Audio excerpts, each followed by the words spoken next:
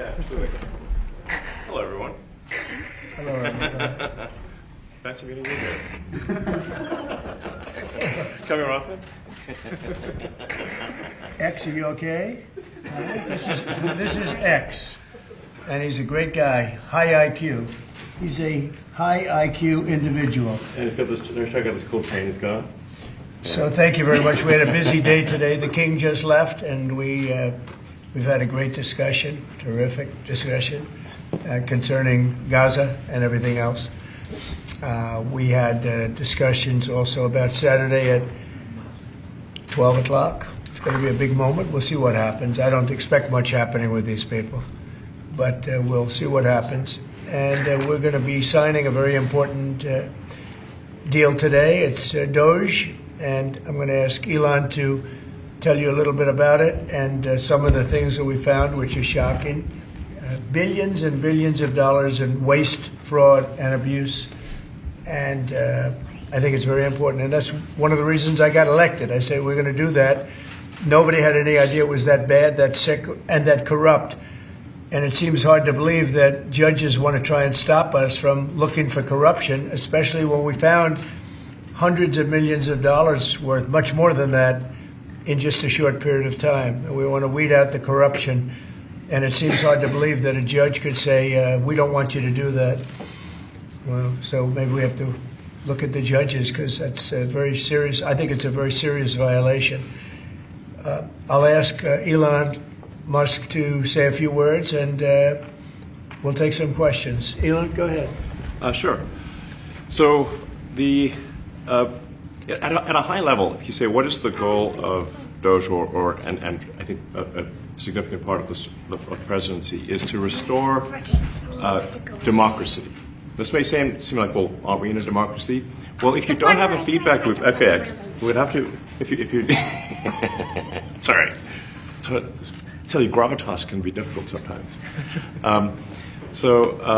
If there's not a good feedback loop from the people to the government, and if you have rule of the bureaucrat, or if the bureaucracy is in charge, and then what meaning does democracy actually have? If the people cannot vote and have their will be decided by their elected representatives in the form of the president and the Senate and the House, then we don't live in a democracy. We live in a bureaucracy. So it's incredibly important that we close that feedback loop, we fix that feedback loop, and that the public's elected representatives, the president, the House, and the Senate, decide what happens, as opposed to a large unelected bureaucracy.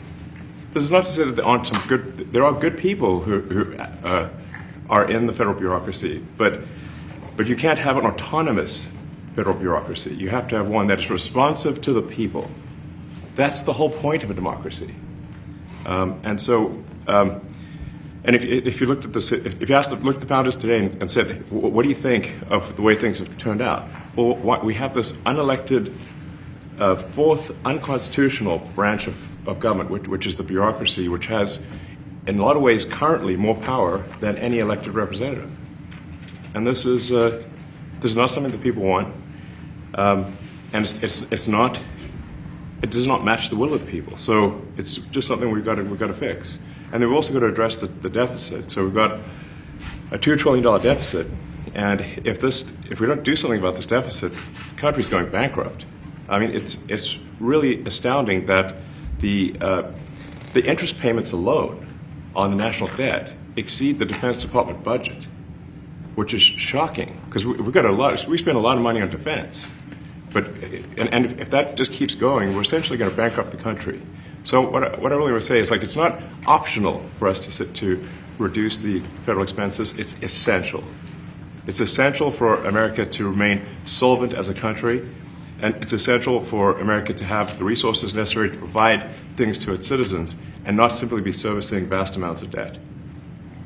And also, could you mention some of the things that your team has found, some of the crazy numbers, including the woman that walked away with about $30 million, right, etc.? Well, we do find it sort of rather odd that there are quite a few people in the bureaucracy who have ostensibly a salary of a few $100,000, but somehow manage to accrue tens of millions of dollars in net worth while they are in that position, which is, what happened at USAID. We're just curious as to where it came from.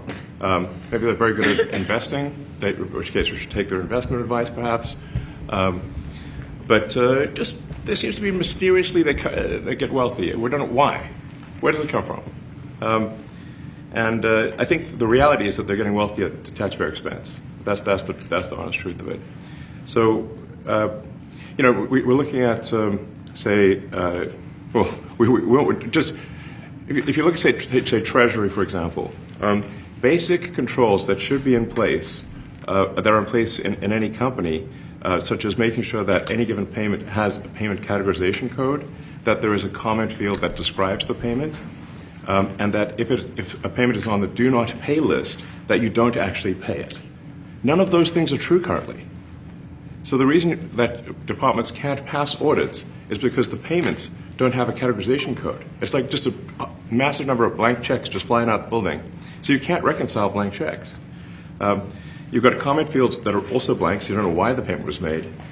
And then we've got this truly absurd, a do not pay list, which can take up to a year for an organization to get on a do not pay list.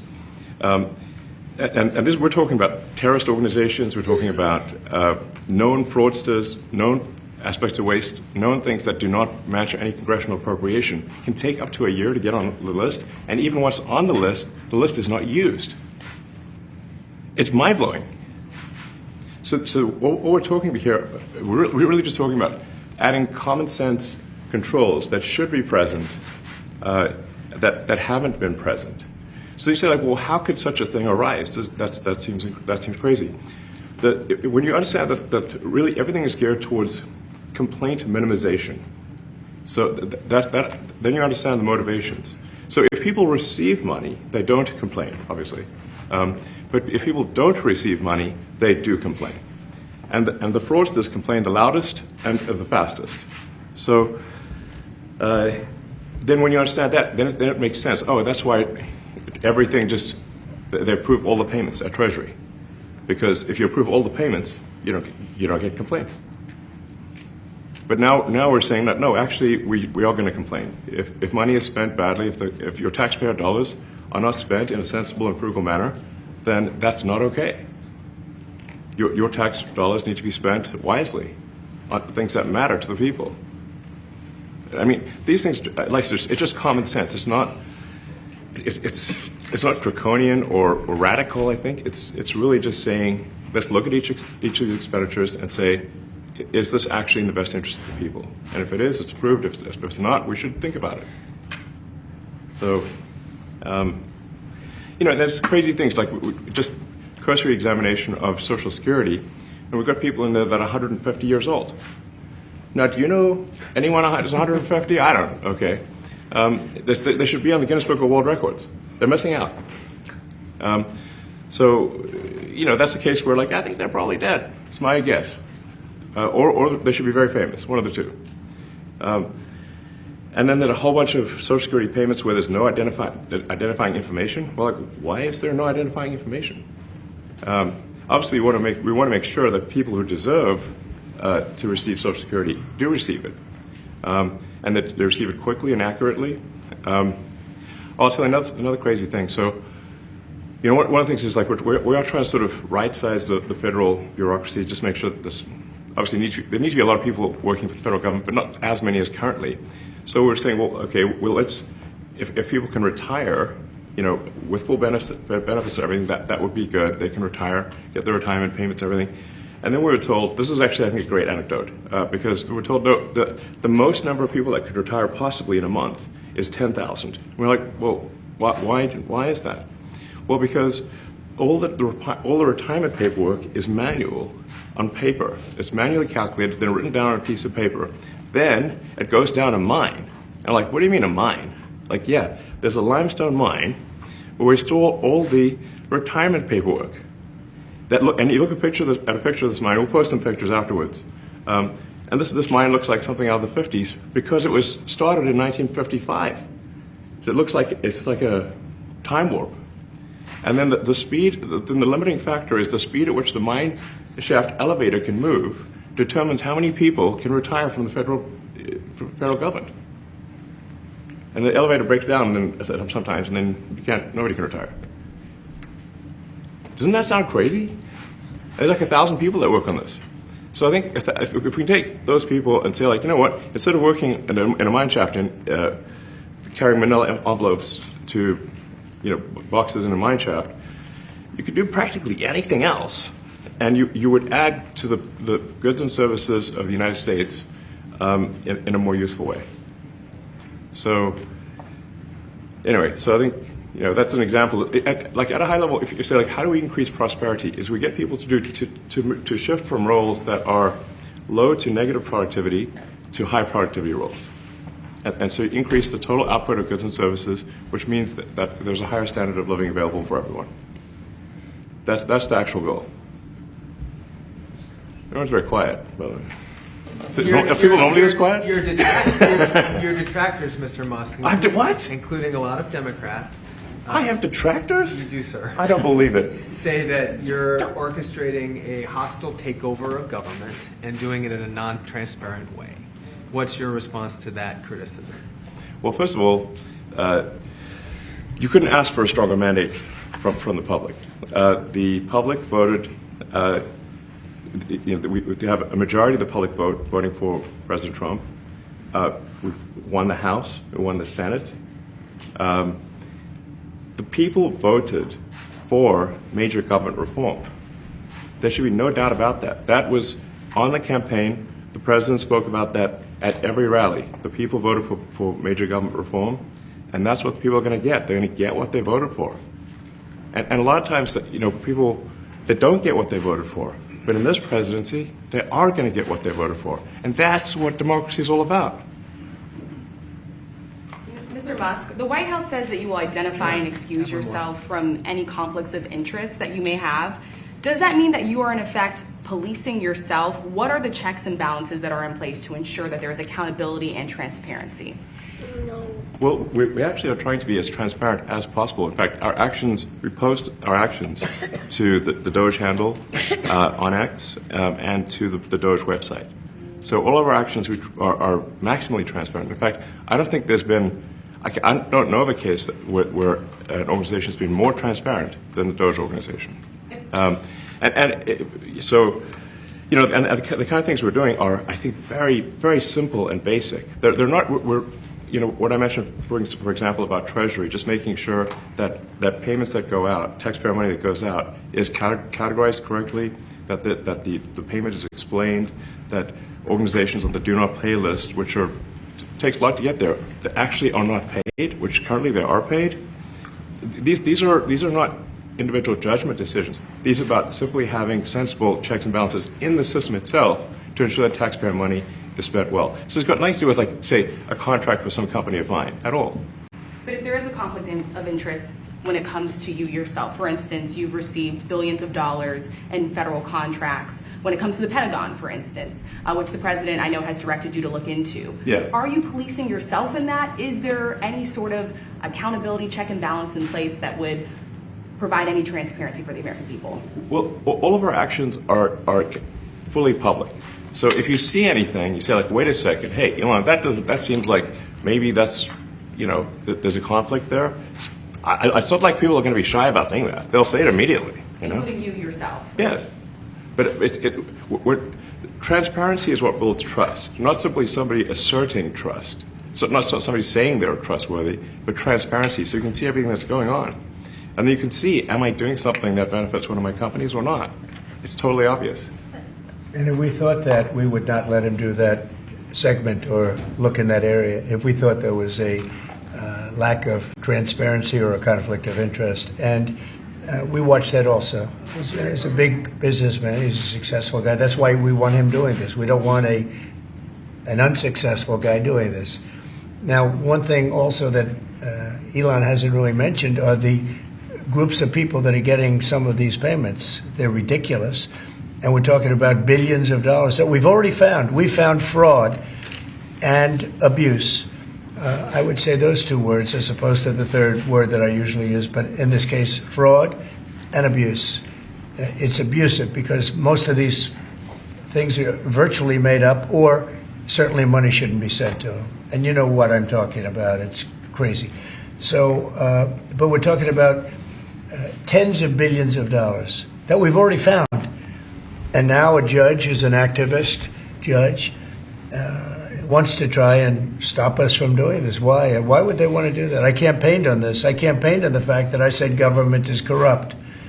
And it is very corrupt. It's very, very, it's also foolish. As an example, a man has a contract for 3 months and the contract ends, but they keep paying him for the next 20 years, because nobody ends a contract. You got a lot of that. You have a contract that's a 3-month contract. Now, normally, if you're in a small, in all fairness, it's the size of this thing is so big. Yeah. But if you have a contract and you're in a regular business, you end the contract in 3 months. It's a consultant. Here's a contract for 3 months, but it goes on for 20 years. And the guy doesn't say that he got money for 20 years, They don't say it. They just keep getting checks month after month. And you have various things like that, and even much worse than that, actually, much worse. And I guess you call that incompetence, maybe. Yeah. It could be corruption. It could be deals made on both sides, where the guy gets the money, he kicks. I think there's a lot of kickback here. I see a lot of kickback here. There's a lot of kickbacks. A tremendous kickback, because nobody could be so stupid to give out some of these contracts, so he has to get a kickback. So that's what I got elected for, that and borders and military and a lot of things, but this is a big part of it. And I hope that the court system is going to allow us to do what we have to do. We got elected to among other things, find all of this fraud, abuse, all of this horrible stuff going on. And we've already found billions of dollars, not like a little bit, billions, many billions of dollars. And when you get down to it, it's going to be probably close to $1 trillion. It could be close to $1 trillion that we're going to find. That will have quite an impact on the budget.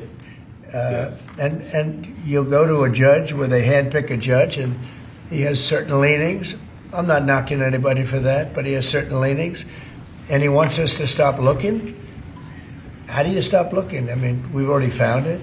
We have a case in New York where a hotel has paid $59 million. $59 million because it's housing migrants, illegal migrants.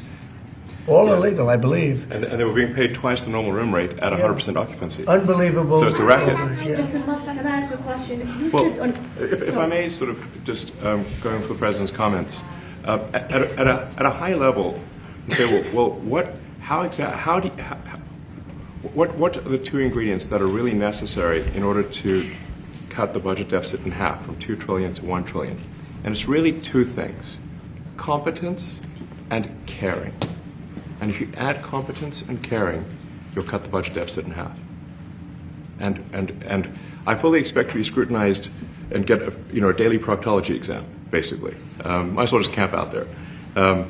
So it's not like I think I can get away with something. I'll be scrutinized nonstop. But with the support of the President, we can cut the budget deficit in half from $2 trillion to $1, and then with deregulation, because there's a lot of sort of regulations that don't ultimately serve the public good.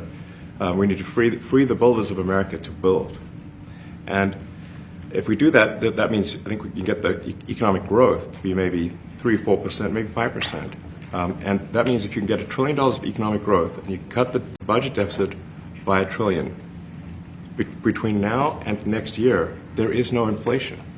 There's no inflation in 26.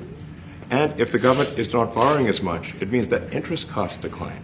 So the mortgage, their car payment, their credit card bills, anything, their student debt, the monthly payments drop. That's a fantastic scenario for the average American. Imagine they're going down the grocery aisle and the prices from one year to the next are the same, and their mortgage, all their debt payments dropped. How great is that for the average American? We had no idea we were going to find this much.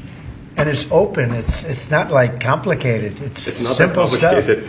It's just like, a lot of work. We Yeah. can't believe it. A lot of work, a lot of smart people involved. Very, very smart people. But you're talking about anywhere, maybe $500 billion. It's crazy the kind of numbers you're really talking crazy. about.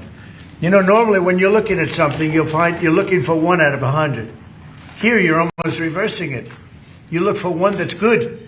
Yeah. And you can look at the title and you say, why are we doing this? Why are we doing that? And the public gets it. You know, the public gets it. You've seen the polls. The public is saying, why are we paying all this money? This for years, this has gone on.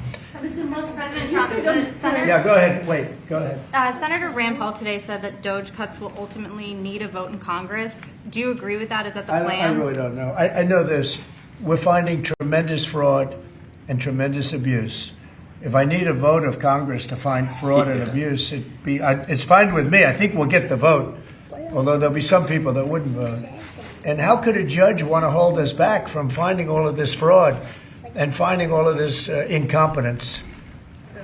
Why would that happen? Why would even Congress want to do that? Now, Congress, if we do need a vote, I think we get a very easy vote because we have a track record now. We've already found billions of dollars of abuse, incompetence, and corruption. A lot of corruption. If a judge does block one of your policies, part of your agenda, will you abide by that ruling? Will you comply? Well, I with that always order? abide by the courts, and then I'll have to appeal it. But then what he's done is he slowed down the momentum, and it gives crooked people more time to cover up the books. You know, if a person's crooked and they get caught, other people see that, and all of a sudden it becomes harder later on. So, yeah the answer is I always abide by the courts, always abide by them, and will appeal. But appeals take a long time, and I would hope that a judge, if you go into a judge and you show him, here's a corrupt situation, we have a check to be sent, but we found it to be corrupt. Do you want us to send this corrupt check to a person, or do you want us not to give it and give it back to the taxpayer? I would hope a judge would say, don't send it, give it back to the taxpayer. Yeah, if I can add to that, what we're finding is that a bunch of the fraud is not even going to Americans. So I think we can all agree that if there's going to be fraud, it should at least go to Americans. But a bunch of the fraud rings that are operating in the United States and taking advantage of the federal government, especially in the entitlements programs, are actually foreign fraud rings. They're operating in other countries and actually exporting money to other countries. We should stop that. Mr. Musk, And this is big numbers. Talk about $100 to $200 billion a year. Sure.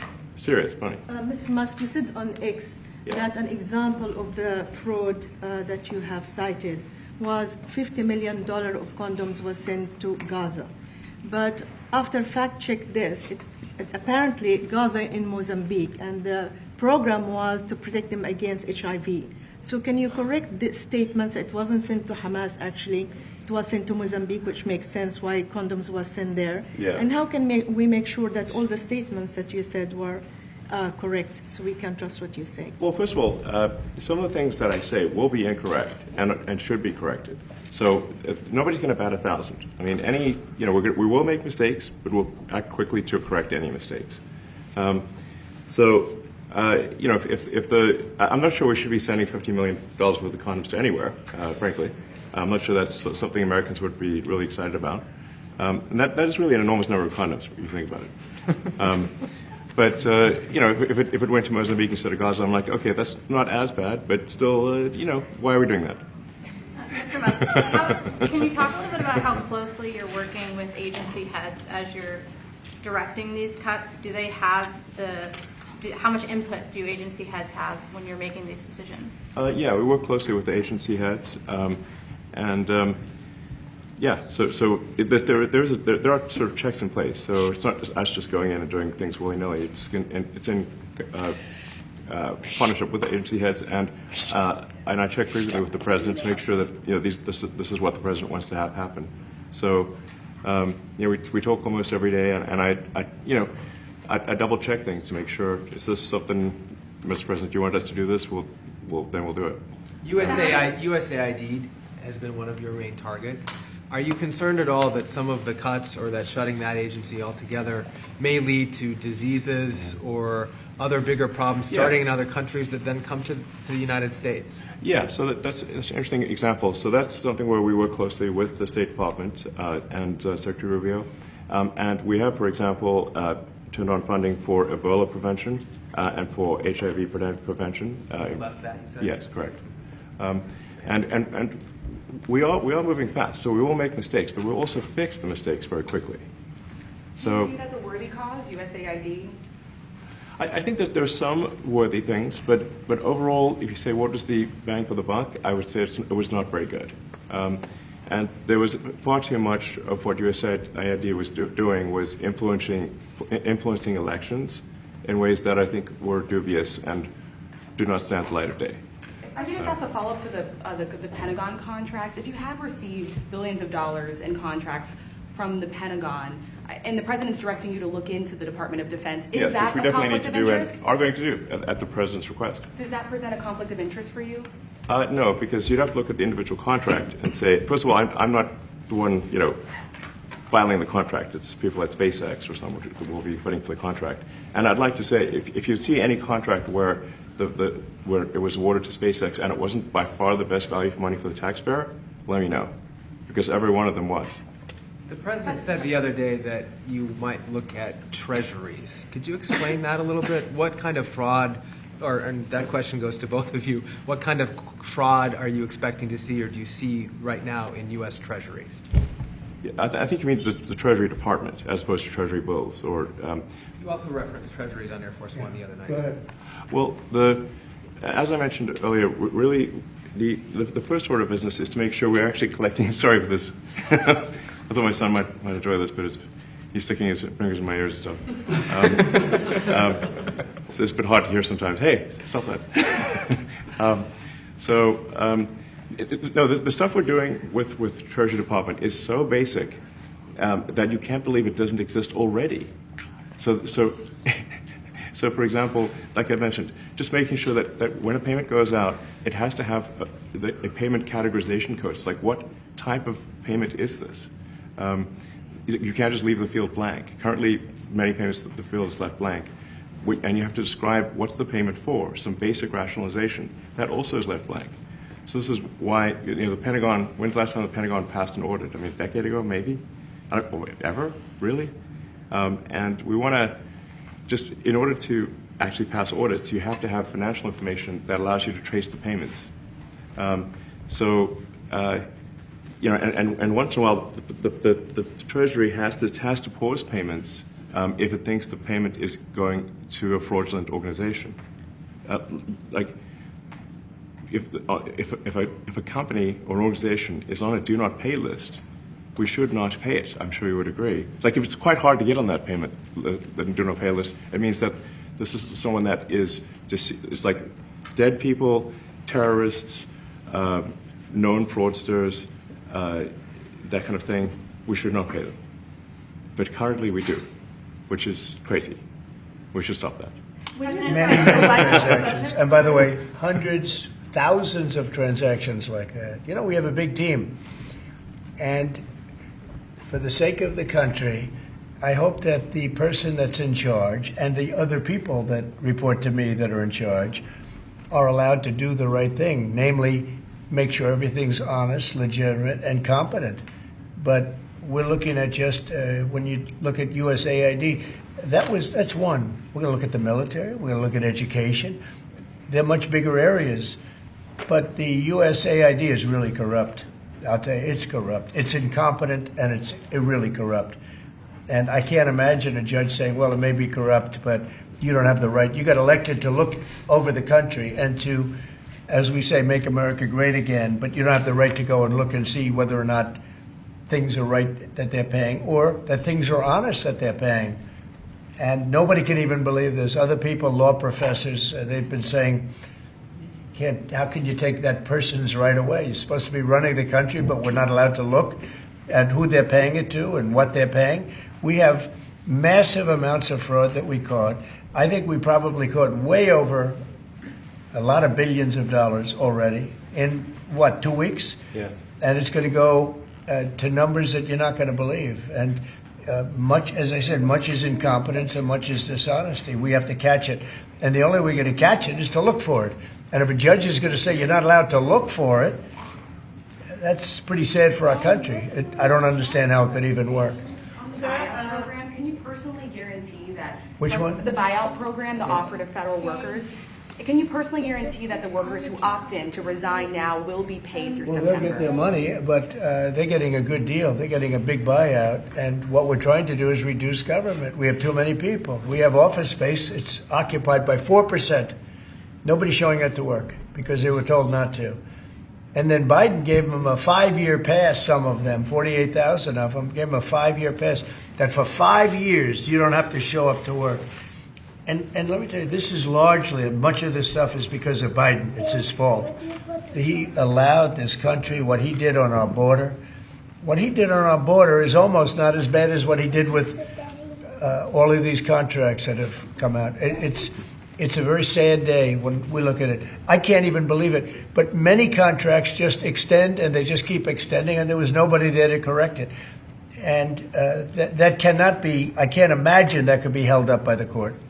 Any court that would say that the president or his representatives, like Secretary of the Treasury, Secretary of State, whatever, doesn't have the right to go over their books and make sure everything's honest. I mean, how can you have a country? You can't have anything that way. You can't have a business that way. You can't have a country that way. Hey, thank you very much, everybody. Thank you. Thank you, press. Thank you, press. Head it out. Head it out. Thank you, Coming back tonight. Mark Fogel will be at the White House tonight at about 10 o'clock. If you want to come over, you can say hello to him. Did the U.S. get anything in return? Not much. No, they were very nice. We were treated very nicely by Russia, actually.